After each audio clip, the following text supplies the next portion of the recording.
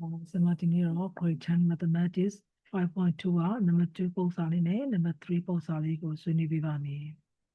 Okay, Mikuli Patia. Fine Shava, the two positive numbers. Simaru, a Pange Nakuye, Pange Naku Shava. Whose sums? Who's right? A Pange Nakuye sum, Pangla Garo 20. Let's say Pipidor, whose project through a new lagaro is as large as possible, so the largest need to do it. Maro, through a new lago, 10 night as possible, or 10 night Gigi Shabiva, Gina allow Gion Shabi, Spaswedi, a Gizo Mupiora to do it. That is the largest Scopiora, as large as possible, the largest. Semoro Jacketed nose gain a shimbio may so heraldry, Mazima no Piojanabo. Mazima Pete, no lally Shabiva. Okay, Dali, Naro the Nari High Nebulosa Mushiro, Semoro Satime. Tuga Puri, find the two positive number, a pongi naku, Shabiva, Puri. I pongi nakua, but the man Semoro Mateo, but the Semora Kubaku, Tayame. Kubaku Tay, Semoro Banetana, let that tiny jab. Semasali Yivilame, let. Pibazi, the two positive numbers be. A pongi nakuko Pibazi, do Talite, Banebaro, Semoro Tani Japonzata, X and Y. Semoro, Nimalo Sohi, a pongi nakuko is now wine Pibazi, a little Talaja. Vidoi, whose sum? I gain a queer Paulaka, Nase Lupiore, that's when Sema is no wine Palma, is no wine a Paulaka Nasesero is a Palma equal to 20. That's when Semaga wine little target video is go up polito, y equal to 20 minus 8, the equation 1 of Tala Mesema.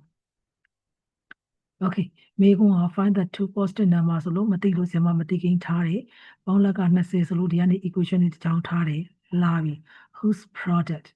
သူကမြောက်လက်ကိုလိုချင်တယ်လို့ပြောတာမဟုတ်ဘူးเนาะမြောက်လက်ကိုအကြီးဆုံးဖြစ်စေတဲ့ gain လို့ပြောတာမြောက်လက်ကိုအကြီးဆုံးဖြစ်စေတဲ့ two positive number လို့ပြောတာဒါကြောင့်မလို့ဆရာမကမြောက်ကြည့်ရမယ် whose product ဆိုတော့အဲ့ gain နှလုံးမြောက်ကြည့်ရမယ်အဲ့အပေါင်း gain နှလုံးဖြစ်တဲ့ x နဲ့ y ကိုမြောက်ကြည့်ရမယ်ဆရာမဒီလိုလေးရေးတယ် product မြောက်ကြည့်မယ် x နဲ့ y ကိုမြောက်ကြည့်မယ် x နေရာမှာ x ပဲ y နေရာမှာဆရာမခုနလေးရွှေ့ထားတယ်20 minus x ထည့်လိုက်မယ်ဟာဒါဆိုရင်ဝင်မြောက်လိုက်တော့ x နဲ့20နဲ့မြောက်တော့ 28 x နဲ့ x နဲ့မြောက်တော့ x square ဟာဆီယမကဘာကိစ္စကြောင့် x square ရှိပေါ်တော့ဆီယမက quadratic function တွေကိုတွက်နေတာမလား quadratic function ရဲ့ standard formula လေးကမင်းတို့မှတ်မိတယ် ax square plus bh plus c အဲ့ဒါလေးနဲ့ compare လုပ်ချင်လို့ဆီယမက compare with ထွက်လာတဲ့ product ကြီးကိုဆီယမက largest ဟုတ်လားမဟုတ်လားသိချင်နေဆိုရင်ဆီယမသူနဲ့ compare လုပ်ကြည့်မှသိမှာ compare with a square plus bh plus c နဲ့ compare လိုက်တဲ့အခါမှာ a နေရာမှာဘယ်သူရောက်လာတော့ a square နဲ့မြောက်ထားတဲ့ -1 ရောက်လာတယ် b နေရာမှာ20ရောက်လာတယ် c လေးကတော့မရှိရှာဘူး။ဒါကြောင့်မို့ a ကတော့ -1 b ကတော့20ဆီယမကြီးဘာကြောင့်အဲ့ဒါတွေရှာနေရတော့ okay ပြောမဲ့တောင်းဝင်ရှိလာပြီဆီယမတို့ကမြောက်လက်ဆိုတဲ့တန်ဖိုးလေးဒီဆီယမတို့ largest အကြီးဆုံးဖြစ်ဖို့အတွက်ဆိုရင်ဆီယမတို့အခုဒီအဲ့ဒီမြောက်လက်လေးကိုရှင်းလိုက်တာဘာ equation တွေထွက်လာတယ်မင်းတို့မြင်တယ်ဘာ function တွေထွက်လာတော့ quadratic function ထွက်လာတယ် quadratic function တွေကိုဆီယမတို့က graph ဆိုရင်ပုံသဏ္ဍာန်2မျိုးပဲဖြစ်နိုင်တယ်ဆီယမတို့ဒီ open up parabola ဖြစ်ရင်ဖြစ်မဖြစ်ရင် open down parabola ဒီနှစ်ခုတွေကတစ်ခုပဲသူကအခု largest လို့ပြောတယ် largest ဆိုရတေးကြတယ်မင်းတို့လည်းသိပြီးသားပါမြောက်ဖော်ကိန်း a ရဲ့ a square မြောက်ဖော်ကိန်းဒီ minus ဖြစ်နေဆိုရင်စမတို့ရဲ့ပုံလေးဒီဘာပုံလုံးဆိုတော့ open down parabola ဒီလိုဆက်ဆက်မှုရှိတယ်ဆိုတော့မင်းတို့သိရမယ် okay product လေးကိုငါတို့ရှာလိုက်တဲ့ product လေးဒီ quadratic function ဖြစ်နေတယ် quadratic function ကို graph ဆွဲကြည့်တဲ့အခါမှာမြောက်ဖော်ကိန်း a လေးဒီ minus ဖြစ်နေတဲ့အတွက်ကြောင့်မို့တေးချတယ်ငါတို့ရဲ့ပုံလေးဒီ O pumps down parabola ဖြစ်တယ်။ဒါဆိုရင်အဲ့ဒီ O pumps down parabola ရဲ့ vertex လေးဒီ x, k ဖြစ်ပါတယ်။အဲ့ဒီ k ဒီမင်းတို့သိပြီးသားပါလေးတော့ maximum ပါ။ဒါမင်းတို့သိပြီးသား။နော်ဆရာမတို့ဒီဒါဆိုရင်ဟောဒီ k လေးဒီပါလေးတော့ဆိုတော့ maximum ဖြစ်တယ် ဘယ်လိုဖြစ်ပေါ်လာလဲဆင်မပြောရဲနော်ပုံလေးကမြောက်ပေါ်ခင်းကိုကြည့်ပြီးတော့ opens down ဖြစ်တယ်ဒါကြောင့်မို့သူ့ရဲ့ vertex လေးကိုရှင်းမှာ x, k k လေးဒီ maximum ဖြစ်တယ်အဲ့ဒီ maximum ဖြစ်ဖို့အတွက်ဟောဒီသူ့ရဲ့ရှေ့မှာတွဲနေတဲ့ x လေးဒီဘာဖြစ်ရမလို့ x တန်ဖိုးဒီ x ဖြစ်ကြမယ်ဟာဒါပေမဲ့ငါတို့မှာ x မရှိပေမဲ့ x နဲ့တူတဲ့ပုံတွေนี้ငါတို့ကြက်ထားတာအလကားမှမဟုတ်တာ minus b by 2a ဆိုပြီးတော့ဆရာမရှေ့မှာကြက်ခိုင်းထားတာရှိပါတယ် vertex လေးကိုနှစ်မျိုးရှာလို့ရတယ်ဆိုပြီးတော့နော် x လေးဒီ x နဲ့ညီတယ်ဆိုပြီးတော့ဆရာမတို့ရှာထားတာမျိုးလေးရှိပါတယ်။အော်အဲ့ဒီရတယ်ပြီးတော့ဟုတ်ပြီဒီတန်ဖိုးလေး maximum တနည်းအားဖြင့် largest ဖြစ်ဖို့အတွက်ဆိုရင်ရှေ့ကသူနဲ့တွဲနေတဲ့ကိန်းလေးဒီ vertex form မှာဆို x standard form မှာဆိုရင် minus b by 2a ဖြစ်ရမှာပေါ့ဒါလေးကိုဒီလိုလေးရေးထားတယ်ဖတ်စာထဲမှာ the largest product တနည်းအားဖြင့် maximum product ပေါ့နော်အကြီးဆုံး product ဒီ all cost ဖြစ်သွားပါလိမ့်မယ်ဘယ်အချိန်မှာဖြစ်သွားမှာတော့သူနဲ့တွဲနေတဲ့ x လေးဒီဘယ်အချိန်မှာတော့ဆရာမတို့ဒီ minus b by 2a ဒါလေးဒီပုံသင်းဒီသဘောရ minus b နေရာမှာဆရာမပါထည့်လိုက်တော့20 2a နေရာမှာပါထည့်လိုက်တော့ minus 1တို့ကြနေဘယ်ကဘာရောက်လာမှမသိပါဆိုလို့နော်ဆရာမဒီပုံသင်းရနေအော်သူ maximum ဖြစ်ဖို့အတွက်ဆိုဒီကောင်လေးက minus b by 2a ဖြစ်ကြမယ်ဆိုပြီးတော့အကြောင်းမလို့ largest product လို့ခေါ်တဲ့ဖြစ်ဖို့အတွက်ဆိုရင် x တန်ဖိုးဒီ minus b by 2a ဖြစ်ကြမယ်အစားသွင်းလိုက်တော့ minus နဲ့ minus တဲ့ကြီး20ဒီ20ဆိုတော့ x တန်ဖိုးလေးဘယ်လောက်ရတော့10ရလာတယ်ငါတို့ရဲ့ positive number နှစ်ခုတွေကတစ်လုံးဖြစ်တဲ့ x ရလာပြီအဲ့ဒီ10ကိုဘယ်မှာပြန်စားသွင်းမလို့ y ဆိုတဲ့ equation 1လေးမှာစားသွင်းမယ် is equal to 10 equation 1ဟောဒီမှာအစားသွင်းလိုက်တော့20 minus 10ဆိုတော့ y လေးကလည်းဘယ်လောက်ရတော့10ဆရာမတို့လိုချင်တာအဲ့ဒီ x နဲ့ y နဲ့ပဲလိုချင်တာဟုတ်ဒါဆိုရင်ဆရာမအဖြေထုတ်လိုက်မယ် the two positive number are x ကလည်း10 y ကလည်း10ဖြစ်ပါတယ်ပြီးသွားပြီဆရာမတို့ကကလေးတွေကဘယ်ဘက်ချမ်းတီကိုရတယ်ညာဘက်ချမ်းမှာဒါကြီးကဘလို့ဖြစ်ပေါ်လာလဲမသိမှဆိုလို့ဆရာမဒီမှာပုံလေးနဲ့ဆွေးနွေးပြီးတော့ရှင်းပြထားပါတယ်โอเคတပုတ်သေးနဲ့မရဘူးဆိုရင်နောက်တစ်ပုတ်ကိုဆက်သွားကြည့်လိုက်မယ်နှစ်ပုတ်လောက်ဆိုရင်တော့နားလည်လောက်မယ်လို့ယူဆတယ် What is the largest area အကြီးဆုံး area လေးဆရာမကို possible တက်နိုင်တဲ့လောက်အကြီးဆုံး area လေးကိုရှာပေးပါတဲ့သူကတော့အကြီးဆုံး area ကိုလိုချင်တာ for a rectangle rectangle ဆိုတာ Daumenstugel Daumenstugel အကြီးဆုံး area ကိုလိုချင်ပါတယ်တဲ့ whose perimeter သူ့ရဲ့ပတ်လည်အနားလေးကတော့16 cm ဖြစ်ပါတယ်တဲ့ဒါဆိုရင်စမောကစဉ်းစားမှာသူလိုချင်တာဒီ Daumenstugel ရဲ့ area ကိုလိုချင်တာ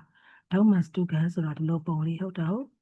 Daumenstugel လို့ပြောရင်အလျားရှိရမယ်အနံရှိရမယ်မျက်နှာချင်းဆိုင်အလျားနှစ်ခုတူတယ်မျက်နှာချင်းဆိုင်အနံနှစ်ခုတူတယ်ဒါကြောင့်မို့ဆရာမဒီအလျားနဲ့ဗာနဲ့သိဖို့လိုအပ်တော့ဆိုတော့အနံနဲ့သိဖို့လိုအပ်တယ်ဒါကြောင့်မို့သိဖို့လိုအပ်တဲ့ကောင်ကိုဆရာမကအရင်ဆုံးလက်နဲ့ထားကြမှာပေါ့နော်အလျားကို x လို့ထားမယ်အနံကိုဘာလို့ထားမလို့ y လို့ထားမယ်ဆရာမကဒါလေးကစဉ်းစားတဲ့စင်ပေါ့ okay အလျားလေးကို x လို့ထားမယ်အနံကိုဘာလို့ထားမလို့ဆိုတော့ y လို့ထားမယ်ကဲကြည့်တာပါကြည့်လိုက်ပါဦး let ဆိုကြပါစို့တဲ့ the length အလျား and the width ဆိုအနံ of a rectangle ဒေါမန်စတူရဲ့အလျားနဲ့အနံကိုရဲ့ b ဆိုတာဖြစ်ပါစေ x နဲ့ y နဲ့သူကစင်တီမီတာမို့ဆရာမ x စင်တီမီတာနဲ့ y စင်တီမီတာဖြစ်ပါစေလို့ထားလိုက်တယ်ပြီးတော့ရင်သူကအကြီးဆုံး area ကိုလိုချင်တယ်လို့ပြောတာလိုချင်တာနောက်မှရှာမယ်အရင်ဆုံးပေးထားချက်ကနေစရအောင် perimeter ဆိုတာပတ်လည်အနာပတ်လည်အနာ16 cm တဲ့ကဲဒေါမန်စတူကန်မင်းတို့မြင်နေတာပဲဒေါမန်စတူကန်ရဲ့ပတ်လည်အနာကိုဘယ်လိုရှာတော့ပတ်လည်အနာဆိုဒီမှာပတ်လည်အနာတွေကိုပေါင်းတာအလျားလေးနှစ်ခုပါတယ်ပေါင်းမယ်အနံလေးနှစ်ခုပါတယ်ပေါင်းမယ်ကြည့်လိုက် perimeter လေးက16 cm လို့သူပေးထားတာငါတို့ကပုံလေးကနေပေါင်းလိုက်တော့အလျားနှစ်ခါဆိုတော့ 2x အနံနှစ်ခါဆိုတော့ 2y ဒါဆိုတော့ 2x plus 1 x plus y ပေါင်းခြင်းဘယ်နှခါပါတော့နှစ်ခါပါတယ်ဒါလေးတော့သိမယ်တင်တယ်နော် x နဲ့ y နဲ့ပေါင်းခြင်းဘယ်နှခါပါတော့ဆိုတော့နှစ်ခါပါတယ်ဒီနှစ်လေးကဟောသွားစားလိုက်ရင်ကဏ္ဍသေးသွားမှာပေါ့ x plus y equal to 8 y လေးလို့ကြည့်ရင် 8 equal to x equation 1ခုနပုံစံလေးတိုင်းဖြစ်သွားပြီကဲလိုချင်တာခုမှရေးမယ်လိုချင်တာနောက်မှရေးမယ် largest area ဟာ area ဒေါမန်စတူကန် area ကိုဘယ်လိုရှာတော့အလျားမြောက်နံလေးကြည့်လိုက်ပါဦး area ကိုလိုချင်ရင်အလျားမြောက်နံအလျားက x အနံက y x ကိုဒီတိုင်းထားလိုက်မယ် y လေးနေရာမှာ8 minus 8သွင်းလိုက်တော့